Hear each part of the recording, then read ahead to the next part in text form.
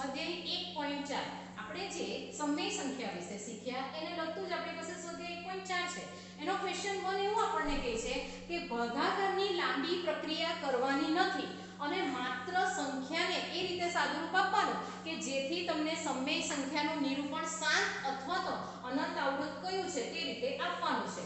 હવે એ પહેલા હું તમને એકદમ સિમ્પલ એક મેથડ જરાક આ ઘાત વાળું યાદ રાખજો કે 2 ની 1 ઘાત એટલે 2, 2 નો વર્ગ એટલે 4, 2 ની 3 ઘાત એટલે 2 દુ 4 દુ 8, 2 ની 4 ઘાત એટલે 2 દુ 4 દુ 8 દુ 16, 2 ની 5 ઘાત એટલે કે તમારી પાસે 32. એવી જ રીતે 5 ની 1 ઘાત એટલે કે તમારી પાસે બને 5, 5 ની 2 ઘાત એટલે કે અહીંયા થશે 5 નો વર્ગ 25, 5 ની 3 ઘાત એટલે કે 5 50 25 50 125, 5 ની 4 ઘાત એટલે કે 625 અને 5 ની 5 ઘાત એટલે કે તમારી પાસે થશે 3125.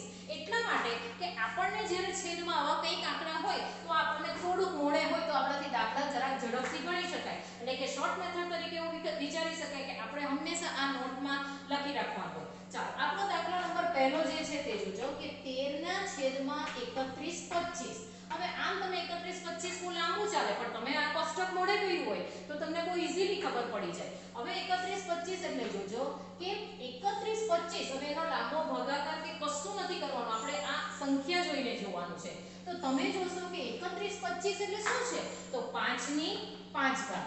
હવે હંમેશા યાદ રાખજો કે જેટલી 5 ની ઘાત હોય તેટલી 2 ની હોવી જોઈએ, જેટલી 2 ની હોય તેટલી 5 ની હોવી જોઈએ. એટલે કે અંશ અને છેદને મારે સરખી રીતે 2 ની 5 ઘાત વડે ગુણવાનું છે. એટલે કે 5 ની 5 ગુણ્યા 2 ની 5 તમારી પાસે થઈ જવાનું. એટલે કે 13 ગુણ્યા 2 ની 5 પણ મેં ઓલરેડી લખી દીધું છે. એટલે કે 13 ગુણ્યા 32 અને છેદમાં જોજો 5 ગુણ્યા 2 એટલે કે 5 ગુણ્યા 2 બંનેની તમારી પાસે ઘાત કેટલી થઈ જવાની 5 થઈ જવાની. ચાલો હવે 13 ગુણ્યા 32 એટલે કે આપણને મળશે 416 છેદમાં 5 દુ 10 અને 10 ની કેટલી ઘાત આવવાની છે 5. એટલે કે 416 ના છેદમાં 1 2 3 4 અને 5 બિંદા લખી શકાય.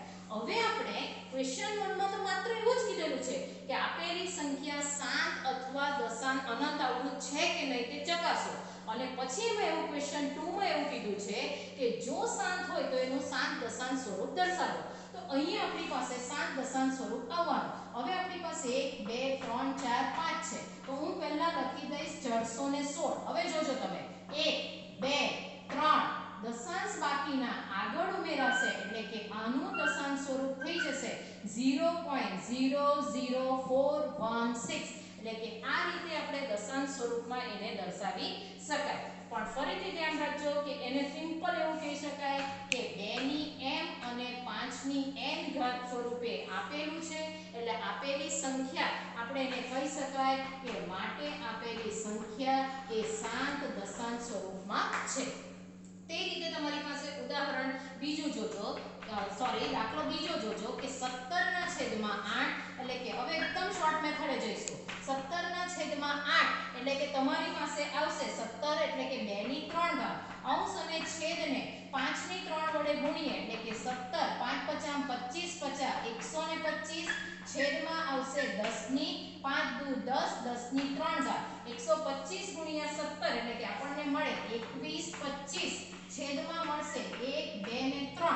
હવે હંમેશા દશાંશ પાછળથી આપવામાં આવે છે 1 2 3 એટલે કે આનો જવાબ આપણને મળી જશે 2.125. આ રીતે આપણે ઘણા બધા દાખલા સ્વાધ્યાયમાં આપ્યા છે તો આપણે જોઈ શકાય. ચાલો ખાસ દાખલો નંબર 3 જોજો કે 3 માં હવે તમારે આમાં પણ એ જ વસ્તુ ધ્યાન રાખવાનું છે 2 અને 5 બંને સંખ્યા આપેલી છે એટલે તમારી પાસે આ શાંત દશાંશ સ્વરૂપ તો છે એટલે કે આપેલી સંખ્યા શાંત દશાંશ કહી શકાય. ચાલો તેવી રીતે દાખલો નંબર 3 જોજો 64 ના છેદમાં 255. હવે જોજો 255 ના જ્યારે અવયવ પાડવામાં આવે 64 ના છેદમાં 455 રકમ છે આપણી પાસે. ચાલો હવે 64 એટલે કે આપણી પાસે છે 64 તેમના તેમ રાખો પણ 455 ના જો અવયવ પાડો તો 5 ગુણ્યા 7 ગુણ્યા 13 આવે છે. આનો અર્થ થાય અવિભાજ્ય સંખ્યા 5 સિવાયની ચાલશે નહીં. અહીં તમારી પાસે અવિભાજ્ય સંખ્યા 7 અને 13 આવી ગઈ અને તે તમારી પાસે ચાલશે નહીં. માટે આપેલી સંખ્યા આપણે એવું કહી શકાય કે 2 ની m ઘાત અને 5 ની n ઘાત સ્વરૂપમાં નથી. માટે આપેલ સંખ્યા અનંત અને આવૃત તરીકે ઓળખવામાં આવે છે. સમય છે પરંતુ અનંત અને આવૃત સ્વરૂપે છે. ચાલો એવી જ રીતે આપણે ચોથા દાખલામાં પણ જોઈ શકાય છે કે ચોથો દાખલો 15/1600 છે. તો એમાં પણ તમારી પાસે સાદુરૂપ આપવામાં આવે તો તમે જોશો કે એવું લખી શકાય. હવે 15 એટલે 3 ગુણ્યા 5. ચાલો 1600 એટલે તમારી પાસે થશે 2 ની 6 ઘાત ગુણ્યા તમારી પાસે મળશે 5 નો વર્ગ. કેમ? કારણ કે અહીંયા તમે લખી શકો 16 ગુણ્યા 100. આ ટેકનિક પણ યાદ રાખજો. 16 ગુણ્યા 16 ગુણ્યા 100. હવે 16 એટલે 2 ની 4 ઘાત. 100 એટલે 25 ગુણ્યા 4. એટલે કે તમે આના પરથી કહી શકો કે 2 ની 6 અને 5 નો વર્ગ. આ બધું એકદમ ડાયરેક્ટ લખવાનું હોય છે પરંતુ આ તમારી સમજૂતી માટે છે. અહીંયા તમારો એક 5 ઉડી જશે એટલે કે 3 2 ની 6 ગુણ્યા 5. પણ આપણો નિયમ તો એવું કહે છે કે જેટલી 2 ની ઘાત હોય તેટલી જ 5 ની હોવી જોઈએ.